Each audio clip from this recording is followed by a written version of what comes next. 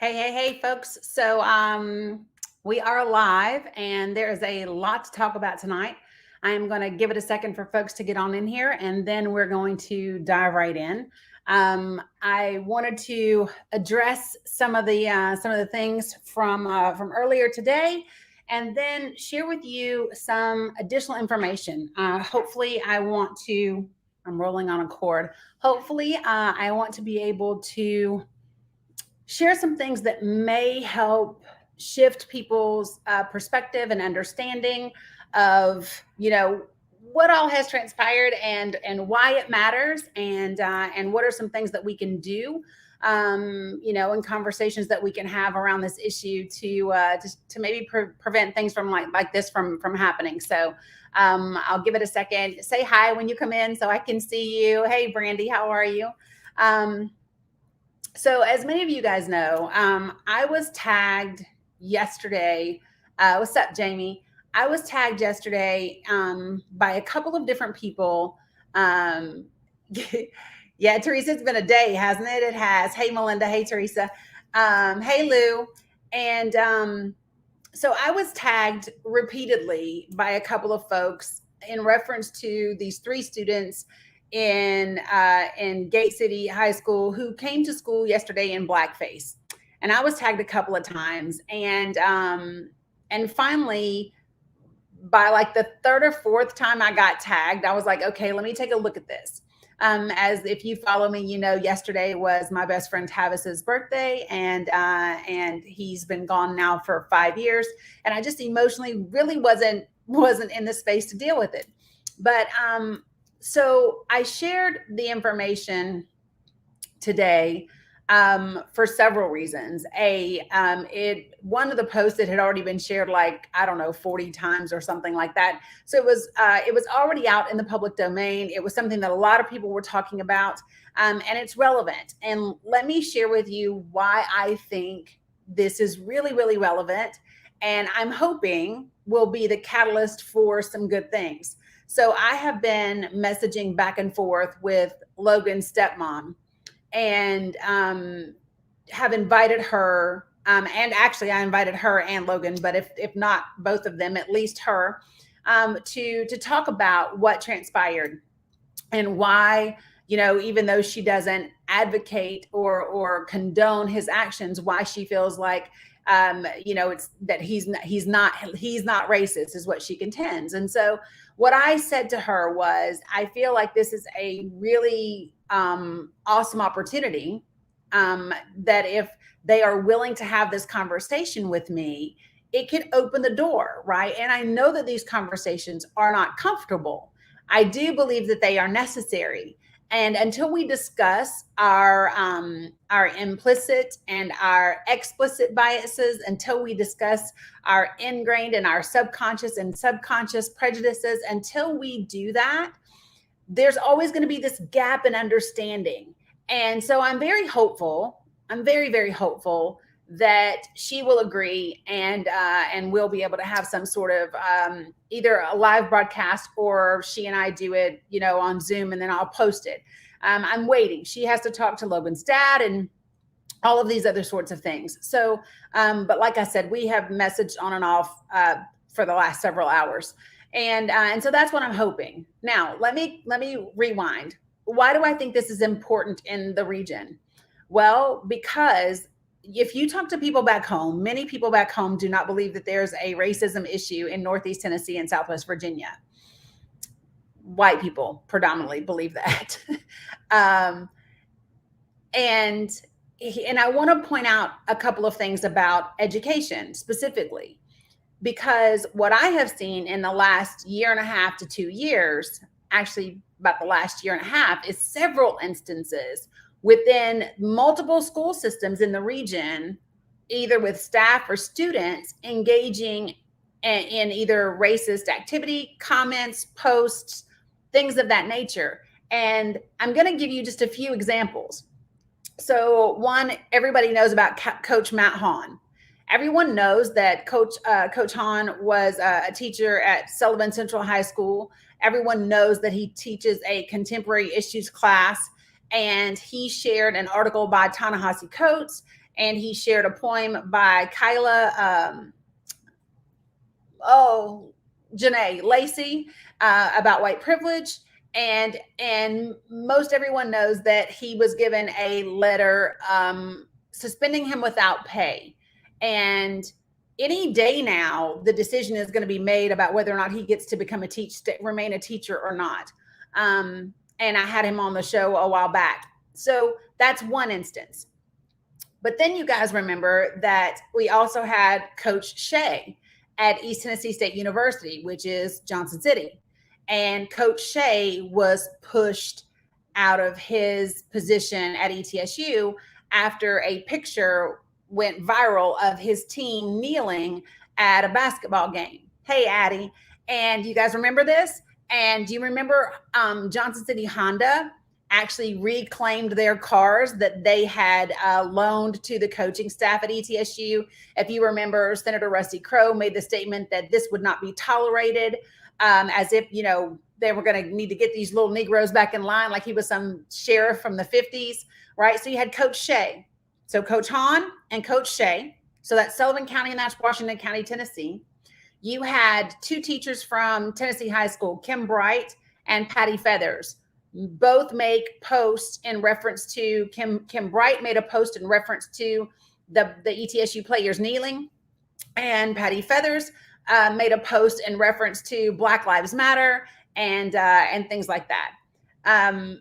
You also had another teacher, and I cannot think of her name right now, but if you remember back in the spring, I interviewed some students at Tennessee High School, sophomores, who were in a class, and a teacher let a conversation go on where they were supposed to be talking about stereotypes and things like that, and she let that classroom get completely. If you remember, I interviewed Maya and Gianni, and we talked about how these students of color felt, and the fact that this teacher let Black people be described as, criminals and thugs and that sort of thing. Keep going though. So if you remember, there were students at Vance Middle School, white student who a picture was going around social media of him with his neck on his knee on the neck of a biracial student, right, on the athletic field. So off the top of my head, without even going back to, because I remember several others that came up, but without even digging any deeper, that's 5 instances, right? Just off the top of my head in the last 12 to 15 months that are racist in nature, that have to do with racism, that are coming from students and staff within Tennessee High School, Sullivan Central High School, Vance Middle School, ETSU, and now we have this incident at Gate City High School. So when people say to me, oh, well, you're just stirring the pot. I'm not stirring the pot. Your pot is boiling the hell over, folks. Your pot is boiling over, begging for someone to stir it up so that you can, before it burns, right? Have you ever been cooking like soup or something at home, and the pot, when left unattended to, right, will boil over and then it burns on the bottom and then your soup is no good, right? Stirring the pot is not a bad thing, folks. You have to stir the pot to keep stuff from burning, to keep stuff from sticking, to keep things from getting stagnant. So what you consider to be stirring the pot, right, I consider it necessary to avoid things burning. She says, Gate City High School has always been racist. I've heard this a lot. Now I can tell you that, when I was growing up, East was a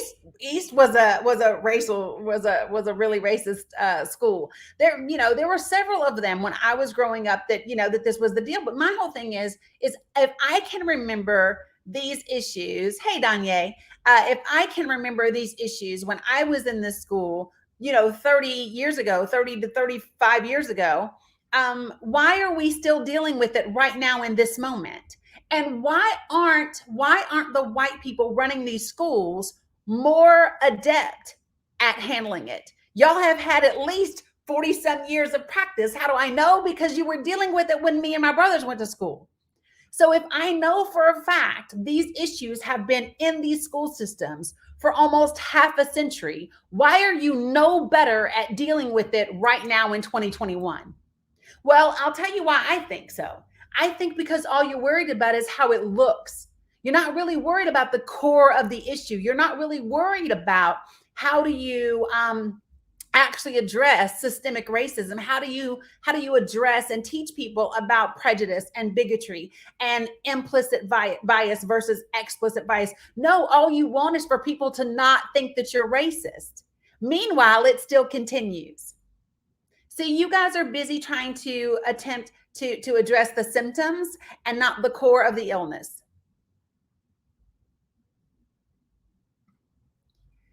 So, Esperanza, you said you moved because of the racism. Your family tried to help me, but they couldn't because they made me feel less and because they can't speak English. Okay, so I can only imagine what you experienced if the elders in your home can't speak English. And we're trying to help you within those school systems and to navigate that space. I can't imagine what that was like for you. Yeah. So let me give you all some statistics for just a second, okay? Gate City, Virginia, is almost 98% white. It is 1.24% Black. Bristol, Tennessee is 92% white almost and 3% Black. Sullivan County, Tennessee is almost 97% white. When you get out of the city, which Bristol is in the city, when you get out of the city and you get into the county, you get even more white, okay? So Sullivan County, Tennessee is almost 97% white and 2% Black. Washington County, Tennessee, which is where ETSU is and some of the other colleges, it is 94% white and almost 4% Black. Scott County, Virginia is 98% white and 0.9% Black. Less than 1% of Scott County, Virginia is Black. So when I say to you, you are not equipped to be able to tell Black people what is racism and what is not, it is because you literally don't know. Unless you are doing the work and studying and talking to Black people and reading Ta-Nehisi Coates, and unless you are like digging in, right, which most of the people back home are not, you have no clue. You are not equipped. You have not had enough experience. And let me just say this. Yeah, they got Tanya, they got pissed with you today. Yeah, I keep being attacked for calling a thing rather than the Klansmen and Klan sympathizers dealing with the ingrained fear and hatred at the root of the racism. Deflect much. Yeah. So let me just and let's keep talking for just a second, because the state of Tennessee became the first state to pass a law against teaching what they consider to be critical race theory in public schools K through 12. Okay. And that law actually says, let me give it to you because y'all know I have it pulled up, right? That law actually says that you cannot teach that one race is inherently superior to another, that people are inherently privileged or racist because of their race or their sex, or that people's moral character is determined by race or sex. So let me just say this. If you notice, we're talking about critical race theory. Did you see that they slid in sex? I just want to point this out. They said that they're not inherently privileged or racist because of their race or sex. So what that tells me is the predominantly white male legislature in Tennessee is feeling some sort of way about us pointing out the white male supremacy in this country. That's what that tells me. Right. So they can't teach the truth because and these are the things. So when somebody said to me, well, can we have some sort of diversity and equity and inclusion? Can we have some sort of educational opportunity for these students to be able to understand what blackface is and what its origin is and what its history is? And my point is, well, nope, not according to that damn Tennessee law, you can't. So these students have come to school in blackface. Hey, Jackie, right? They've come to school in blackface, and educators aren't even in the position to be able to address and properly educate these students as to the historical significance of the action that they took on school grounds, because the Tennessee legislature passed a law making it illegal to do so. Do y'all see the irony in this? Do you all see the irony in this? You are no longer free to educate students about the history of the racist actions that they may or may not be taking in your classrooms, on your school property, within your school grounds.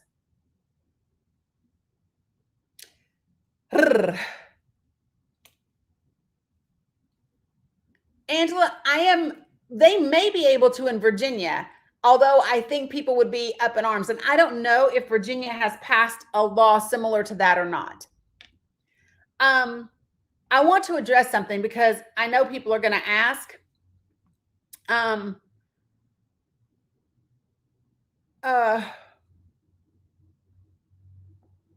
on a second. Oh, what is this? Okay, never mind. Okay, sorry, I got messages still coming in. What was I saying? You're late. What did you miss? Girl, a lot, Jennifer. A lot. A lot. But so when we talk about, like, it was in August that I put up the post about the KKK coming through Scott and Wise County, Virginia, and throwing out their little flyers and things like that to recruit. People are mad at me.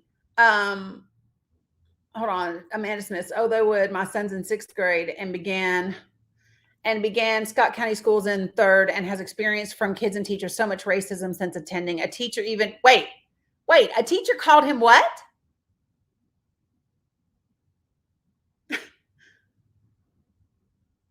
See, this is my thing, right? Okay, so let me I know I read it, Amanda. I read it. I just couldn't believe what I read. That's my thing. Okay. So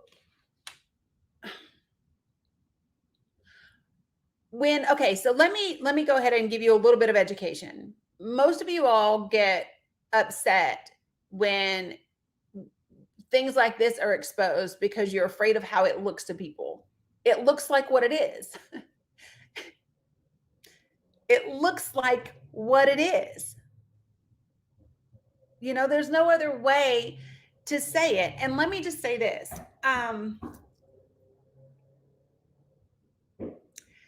Having Black friends, biracial babies, or Black cousins and Black people in your family does not make you it doesn't impede your ability to have racist ideals and beliefs, whether consciously or subconsciously. It does not prevent your ability to have bigoted belief systems and prejudices that lead you to discriminate. It does not prevent any of that. It doesn't, folks. And that's what a lot of people don't understand. In a region where you are, what did I just say? I just gave you all the numbers. 98, 92, 97, 94, and 98% white. And the highest number of Black people you have is 4%. You are grossly inept and unable to properly understand the experience of Black people in this country. And let me just say this. Black people who were born and raised in that region, who have never left, or who have avoided conflict in order to maintain and survive and have the least amount of friction possible, they are not the people that you go to understand their plight. Because whether you like it or not, sometimes for some people, it becomes easier to assimilate and accommodate than to fight, especially when you don't have enough numbers to matter. This is important. This piece right here is really important. A lot of the reason Black people back home do not speak up is because they do not have enough numbers for them to actually matter. If you are Black and you are in Scott County, Virginia, and you make up less than 1% of the population, how do you use your voice and not put yourself at risk because your voice is drowned out by 99.1%? Do you all understand the situation that it puts Black people in the region? Do you understand the danger that they can put themselves up in if they do open their mouth and speak out? Now, earlier today, somebody got really upset with me.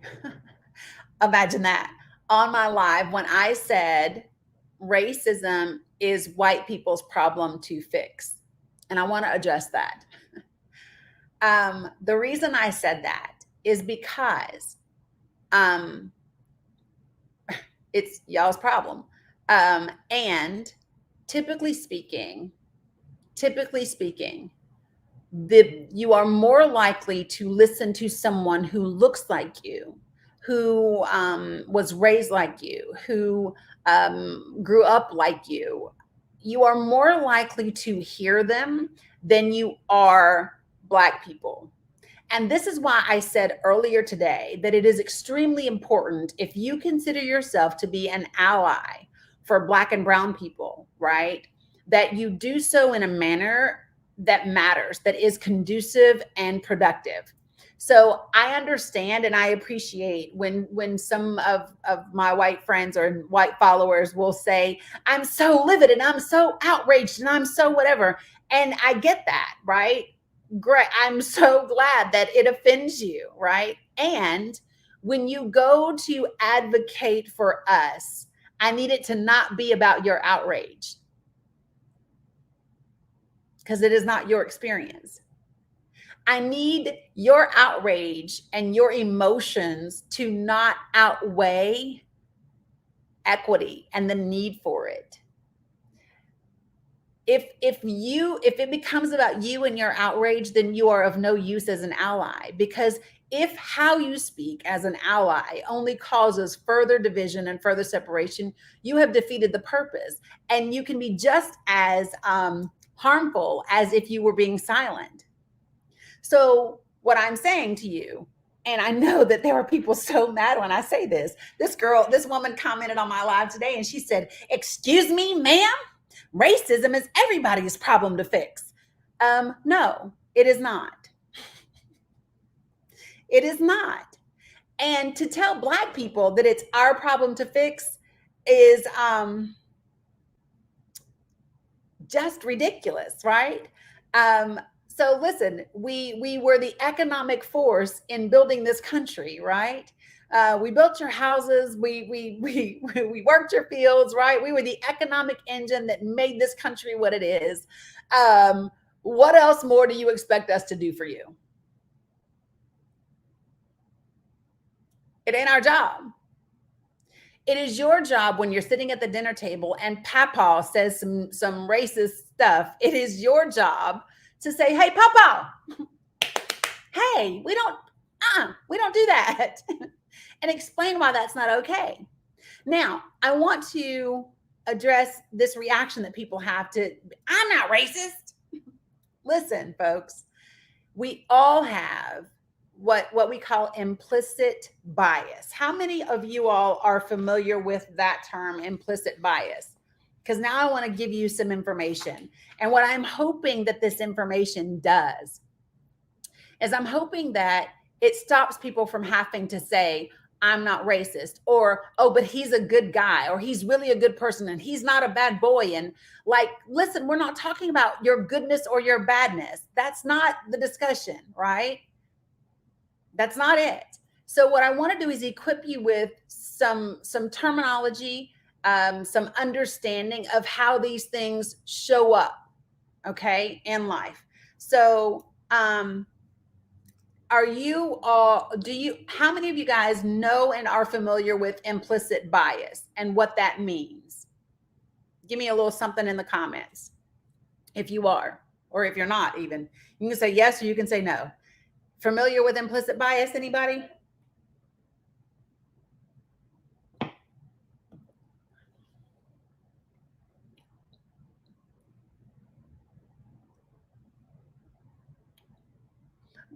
Yeah, Melinda says yes. That does not surprise me about you. Melanie Crane, yeah. So I expect the people that are saying yes are people I would expect to say yes. um, and and Lou says no. Great, thank you, Lou. Thank you, Jackie. This is how we have great conversation, right? Is by saying, nope, I don't know about that. Yep, I know about that, right? I love this. Okay. So, all right. So we have thoughts and feelings that are implicit, and that means that they come from our subconscious. We're not even aware of them. And we have a bias that is, rather than being neutral, we come down one side or the other, right? And we have attitudes towards people and associate stereotypes with them without even being conscious of it, right? So I will tell you, like, I have this. We all have this. Hey, Lisa. And what's really common is, like, white people will frequently associate criminality with black people without even realizing they're doing it, right? It's that whole black on black crime thing. Did you know that literally between 78 and 85% of all homicides are committed by white people against white people and black people against black people? There's a 7% difference. That's it in the spread. Did y'all know that?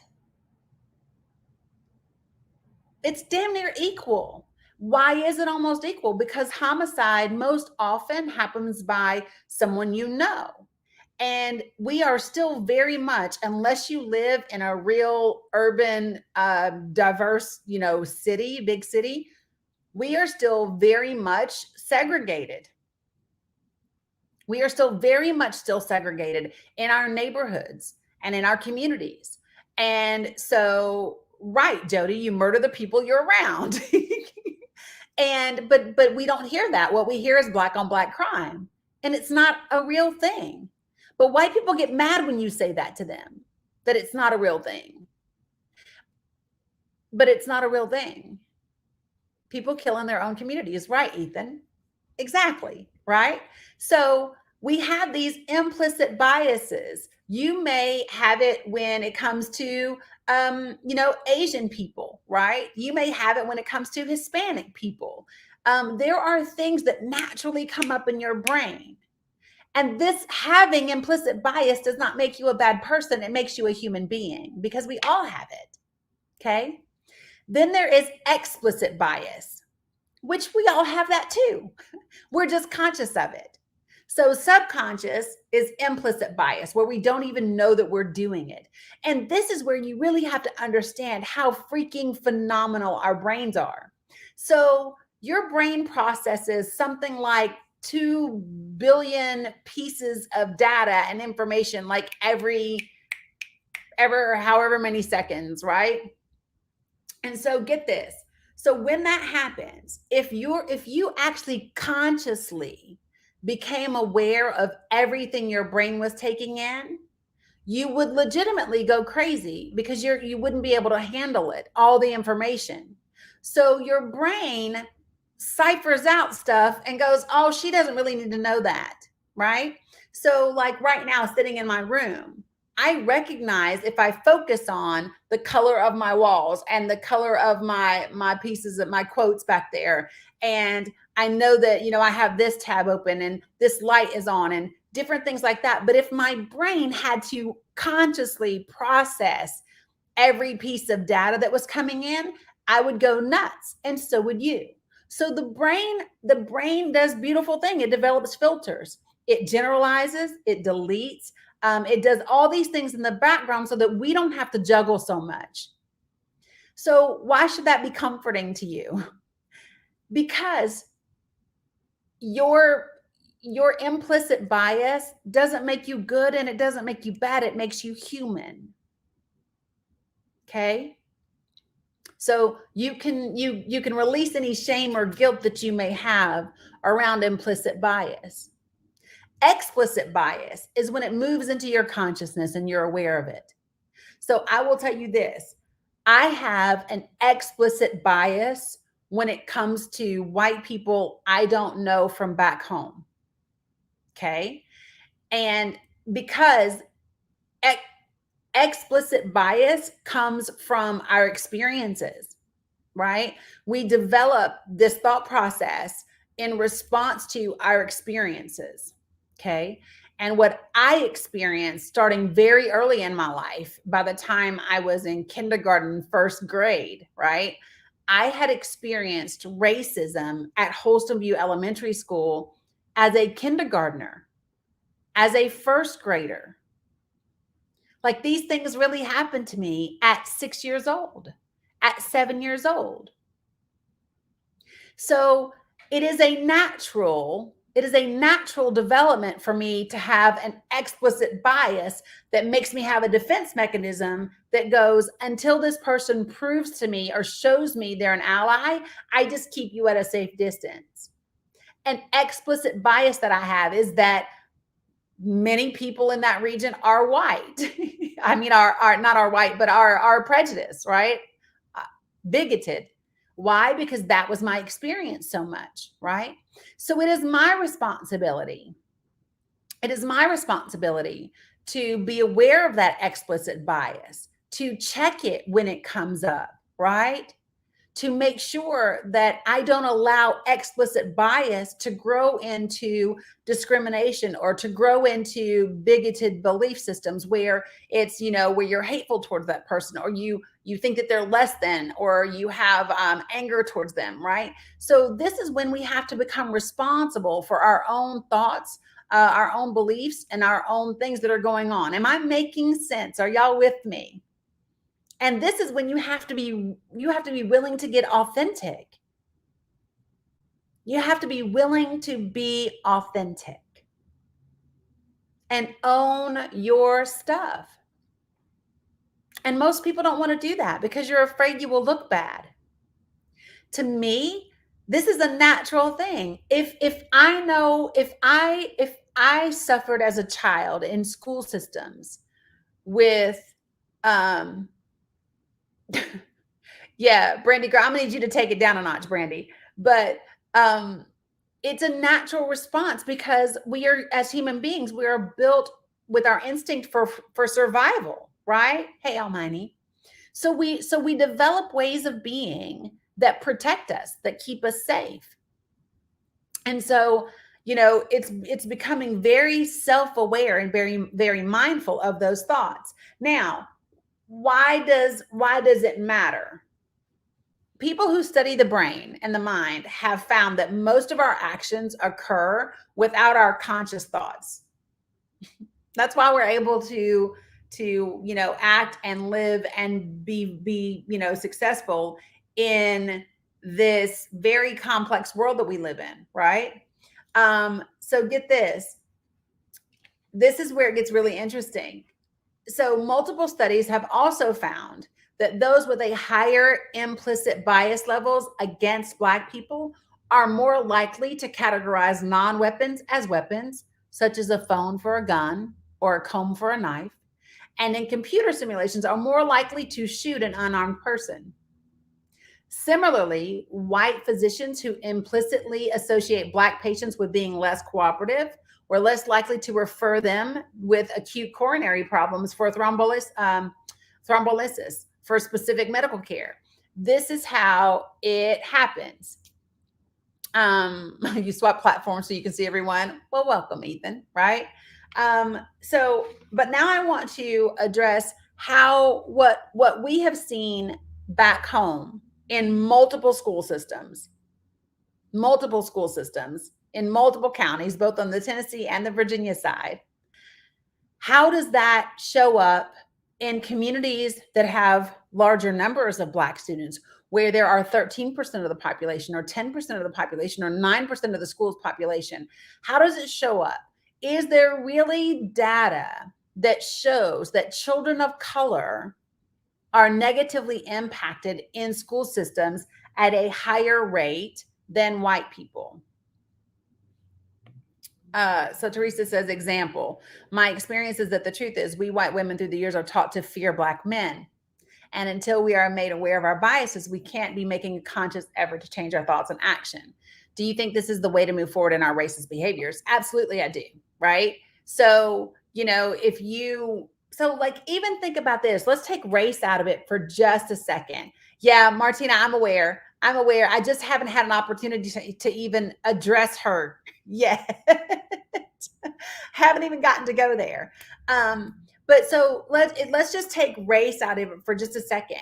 Even women. So women, when we leave the mall or the grocery store or the gym, and it's in the evening time, or we're in a parking garage, and there's a male that simply leaves the building relatively close behind us, do we or do we not have an explicit bias, because we're aware of it, that men who are within a certain distance of us at night in a dark facility mean us harm?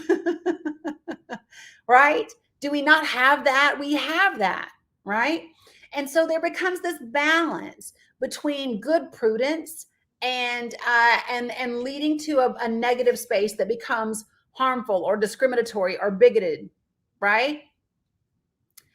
Right. And Brandy, and they could also be protecting us, right? They could also be watching out to make sure we get to our car fine. But we have been taught and trained, and we've seen so many instances where the opposite happens, right? That we automatically have this reaction. So we have to become responsible for our innate, inherent, and explicit biases when it comes to men, when it comes to people of other colors, all of those different things. Okay. So, but follow me. If you don't do this work, if you don't start to address your implicit biases and your explicit biases, if you don't start to study those things and you don't understand what you are subconsciously creating in your brain, and you go on to become a police officer, right? Then you don't realize, you get offended when somebody says, hey, you're racist, because you're shooting unarmed Black people. Well, you're not doing your work. But in the state of Tennessee, if we try to teach high school students who are more than able to comprehend this information, if we try to teach them about their implicit and explicit bias, now all of a sudden we're teaching critical race theory. So how do we help racism? Well, parents, you have to start having these conversations at home. And you need to start having these conversations in your churches. Okay. I have some information that I want to share with you guys that's super duper important. And I want to take what we're seeing back home in Northeast Tennessee and Southwest Virginia and take a look at it nationally. Okay. Nationally, what's happening with children of color. So let's talk about that. And I want to talk to you briefly. Y'all know me, I have a bunch of stuff pulled up for you. I want to talk to you briefly about the country and how it's failing our children. We are more focused on police,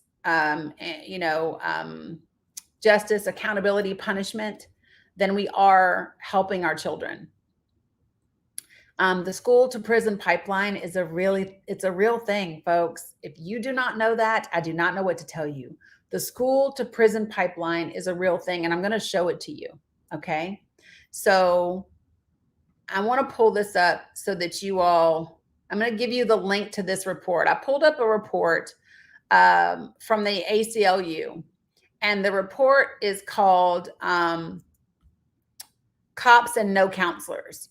how the lack of school mental health staff is harming students. Okay. And I want to share with you first, because I have a couple of graphs pulled up that I can't like physically show you, but I'm going to put the links in there. So first, I want to tell you that what is recommended in school systems are for there to be 250 students to one counselor. Like that's the ratio, 250 students to one counselor. The state of Tennessee, that number is 417 to one counselor. And in the state of Virginia, that is 346. Student to social worker ratios. When we talk about students having food insecurity, when we talk about students being homeless, when we talk about students being in abusive homes, when we talk about students being neglected, when we talk about students living in subpar conditions, right? These are the things that social workers are supposed to be able to help with. And so what is recommended is for there to be 250 students to every one social worker in the school system. In the state of Tennessee, that number is 4,428 students for every one social worker in the school. Did y'all hear what I just said? 4,428 students for every one social worker in the schools in Tennessee. There's more. When we start to look at the numbers of support staff, police, and security guards, okay, in the state of Tennessee, the number of students enrolled is just under 1 million, okay? There are less than 2,400 counselors in the school. There are only 225 social workers in our schools for almost 1 million students. It's literally 995,000 students in the state of Tennessee, and there's 225 social workers in the schools. There are only 416 psychologists in the schools. There are only 1,234 nurses in the schools. But there are 1,019 law enforcement officers in the school and 330 security guards. So let's just round that up. And let's say that's 1,400 law enforcement and security personnel in the schools, but only 225 social workers.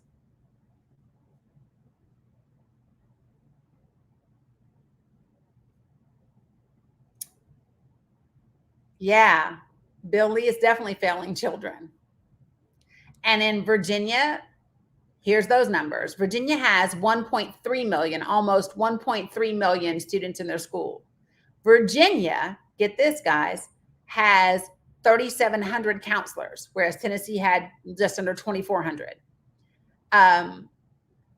Virginia has 619 social workers, whereas Tennessee had 225. Virginia has 788 psychologists, whereas Tennessee had 416. Virginia has almost 1,600 nurses. But get this, Virginia has 856 law enforcement and 928 security guards. So almost 2,000 law enforcement and security guards, but you have 1,500 nurses and only 619 social workers. We are doing the opposite of what is needed. We are policing instead of counseling. Correct, Melinda. Instead of being there for our babies and giving them supportive and therapeutic ways and tools so that they can be high performing, functioning adults, right? We are instead punishing them. We are instead introducing them into the criminal justice system earlier and earlier in life, right? And then we wonder why they end up in prison. You are correct, Martina. It's ass backwards. So Angela says, I'm a social worker, worked in mental health in Virginia for years and can attest we do a lot more policing. So now I want to give you some information. Are y'all ready? Oh, y'all know me. All right, here we go. Students with disabilities were arrested at a rate of 2.9 times that of students without disabilities.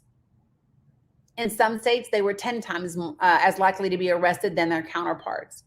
Black students were arrested at a rate of 3 times that of white students, and in some states, they were 8 times as likely to be arrested.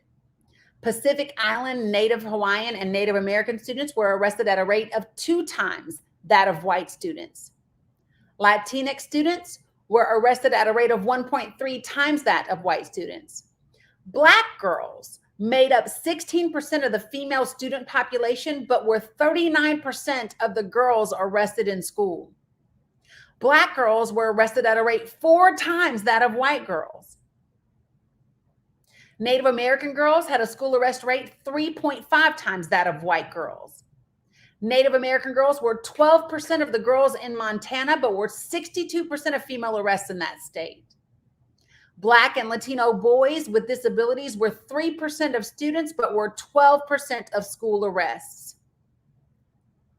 In Arkansas, Utah, and Tennessee, more than half of the schools reported police, but no counselor, no psychologist, no nurse, or social worker.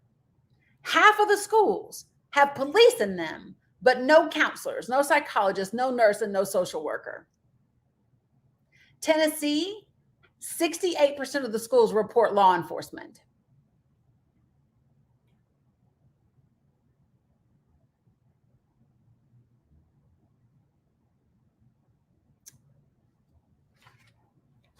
So do you understand why these conversations are necessary? Do you understand why, if you work in the school system and you are a teacher, you are an administrator, you're a principal, you're a coach, you're a police officer, any of those things, right? Do you understand why it is so important for you to dig in to your explicit and implicit biases when you are working in these school systems with these children? It's important. And the other thing that I want to address is it's very easy back home because there are so few minorities and much more people living in poverty to confuse classism with racism because you see the rich kids being preferred. Well, the rich kids are preferred, right? But even if everyone had the same amount of money, right? So the black kids get it because they're not rich and the color of their skin. That is why you see black athletes operating in a different space because they can do something for the school system. Got it? So, Erica Qualls Relaford. Yes. All right. So, here we go. Other information that I have for you guys. So, hold on. Where is it? Oh, wait. That's some of the data that I just gave you. I want to make sure that I don't miss it. Let me give you the link to the ACLU study that I was just reading excerpts from so that you know, so that you have it for your own research and your own reading. So that is the ACLU report. It is important, like I said, to be able to understand that these aren't the things that we should shy away from. These are the conversations that we all benefit from having, because with them comes knowledge that we didn't have, that we would have never been exposed to. If you stay around the people that are just like you, then you are never exposed to anything new and anything different. And then you miss out. So what we know is that people who live in more heavily populated areas, more diverse areas, those people tend to think long-term and more open about the health and well-being of everyone than people who stay in small rural towns, are born and raised there and live there their entire lives. Because when you're exposed to different people and different cultures and different thought processes and different languages and different views, right? It impacts you. You can't help but be impacted when you are exposed to other people and you learn how and why they do what they do. And that's the goal. And it's very difficult. So, like, unless the school systems, unless Sullivan Central, unless ETSU, unless Tennessee High School, unless Vance Middle School, unless, who did I miss? Oh, Gate City High School, right? Unless these schools become intentional and they put effort, intentional effort into really understanding this information within its staff, within its administration, and within its community and the student body, unless these communities make an intentional effort to discover the difference between prejudice, bigotry, and racism, to understand the places where race and gender and disability or ableism, right, and sexism, all of these things intersect. And when you begin to understand how they intersect and what it means for the students that it impacts and the people that it impacts, right, then you can now start to have really productive conversations and come up with new solutions and new possibilities that create a more unified community, right?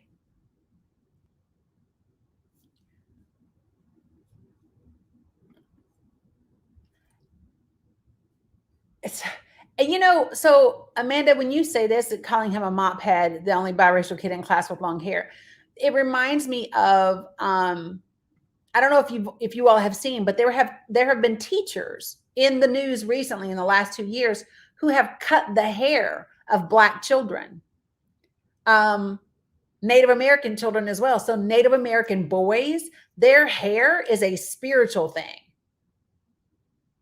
and there have been instances in the school systems where teachers have made inappropriate comments about those boys looking like girls, or needing to cut their hair or whatever. That is a lack of knowledge and understanding of different cultures and what it means in those cultures. It's a big deal. In some cultures, beards are a spiritual thing. It is a very important thing for their men. So it's about understanding that all of the different things that make us so different and so beautiful as people, and then starting to get really real about the damn politicians that you all are electing and that we are putting into office. It is really past time to get rid of the good old boy network where they're all like, hence the reason for the Crown Act, correct? So like for this broadcast, so today I've been wearing my head wrap all day. I do that sometimes when, especially when I'm feeling like a lot of different emotions and a lot of different thoughts going on. And so like I just came back from having spent 9 days with my mom. She hasn't been feeling the best. Came back here, have this stuff going on, racial stuff going on. I have other stuff going on, coaching stuff going on, launching different coaching programs, all these different things. And so when I get to the place where I feel like, ooh, there's a lot coming in this big brain of mine, so that I don't overthink things. And so I don't self-sabotage. And so I don't let, doubts and negativity creep in. I will put my head wrap on, right? And I've had it on all day. And I took it off before this broadcast. Because many people are very uneducated as to what that head wrap means. And that head wrap means I'm protecting my crown. It is a spiritual thing. It is a, yeah, I'm protecting my energy, my space, my whatever. And, but people will see that and think I'm Muslim, and I've been called things like that back home. It's why I believe, and I can't prove this, but it's really why I believe the Times News, every time they would run an article about me, they would use that one picture, the one time I showed up at the Board of Mayor and Alderman meeting with my head wrapped, because people in that region see that and they automatically associate that with certain people and certain belief systems and certain acts against this country, right? That's those implicit and explicit biases that we're talking about. Yeah, I really do believe that's why they did it, because there were so many other pictures you could use. Well, Teresa, I'll tell you why I didn't, because I already knew that the subject matter that we were going to talk about was going to be challenging for some people to hear. I knew that the information, right, when I talk about racism and that it's a problem that white people need to fix. And when I talk about implicit and explicit bias, when I talk about blackface and why it's inappropriate, I already know that this is a sensitive subject and it makes people automatically be defensive. So my goal is to have, well, you know what? Let me just tell you this, Ethan. I'm glad that you brought this up, but bruh, they just painted it for Camo Day. So let me just explain this to you. I've actually spoken with Logan's mother, and what I have heard directly from his mother is that that is not the reason that his face was painted. His stepmother told me that today. It was not for Camo Day. Whether they showed up with it like that or whether they put it on when they got there is irrelevant. Now you guys want to try to deflect, and we're simply not going to do that. These boys put on blackface at school. And when one of them was asked why they did it, he said, because you're inspirational. That doesn't have anything to do with camo, right? I'm a disabled veteran. I'm a disabled veteran. I know what camo is. I know how to put camo on my face because I have, right? So the bottom line is, I don't care when they put it on, whether they left the house with it or whether they put it on the bus or whether they put it on when they got to school is irrelevant to me. I do not care. Yeah, he was asked by a student, and the person that they said wanted to know was a minority student. Correct. So, right, Amanda. Correct. So these are the things, right? These are the things that people have to understand. It is uncomfortable to have to acknowledge that this is an act that is rooted in racism. And it is an act rooted in racism that everyone knows is rooted in racism. This is not 1974. This is not 1984, where blackface is a common thing. This is 2021, where we have seen politicians and celebrities and different people be exposed because of their use of blackface decades ago. So this is a really clear issue. No, Ethan, it's not actually. So there's something called public domain. When you have no expectation of privacy, it is not illegal for someone to take a picture and post it without your consent. So if you go to Food City, how many times have you seen people post online somebody in Walmart with like their pants sagging down or like leggings that look really bad, and people post it on social media and mock them, right? Those people are in the public domain, right? Those people are in the public domain. They have no expectation of privacy. So no, it's not illegal.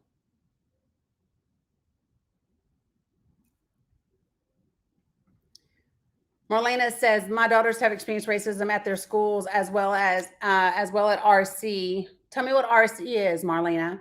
And my niece has too at Lehigh. It's ridiculous. Can't tell you how many times I had to call the school my daughters go to over stuff being said to them. I can believe that. And like I said, this is nothing new in these school systems, right? Having grown up there and experienced them when I was in school, it is nothing new, which means the staff, the administrators, and the community should be better equipped and adept at handling it by now. Right? It's been there since I was in school and my brothers are in school, right? That's over half a century. Why are we still here?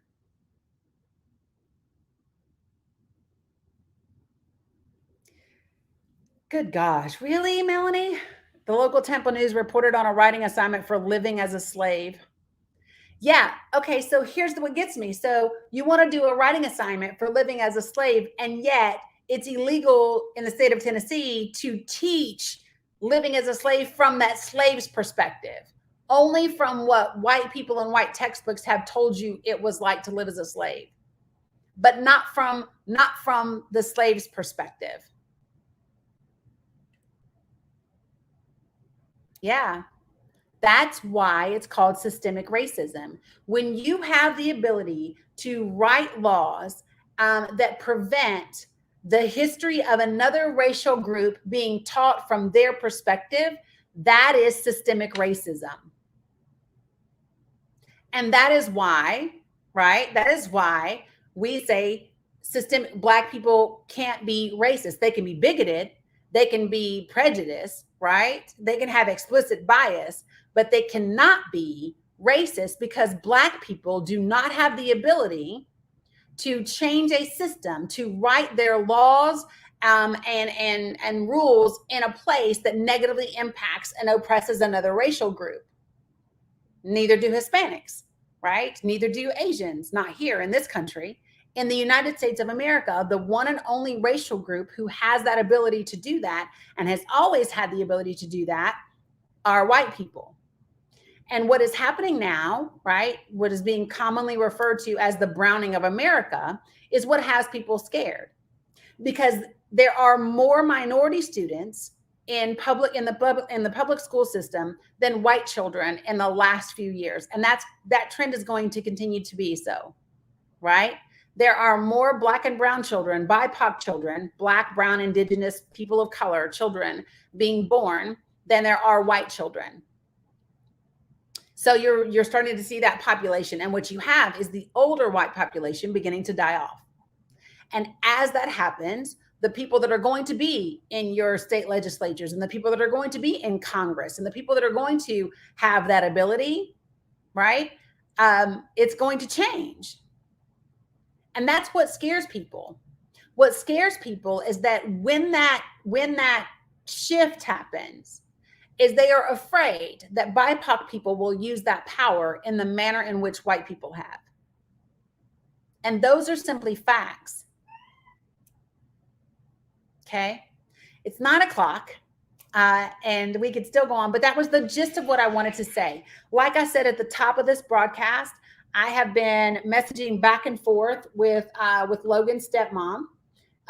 She is going to let me know if in fact she and Logan, or at least she, is going to appear either on a live broadcast or a pre-recorded broadcast with me so that we can discuss what happened, her thoughts and feelings around it, my thoughts and feelings around it, so that we have multiple perspectives on this issue, right?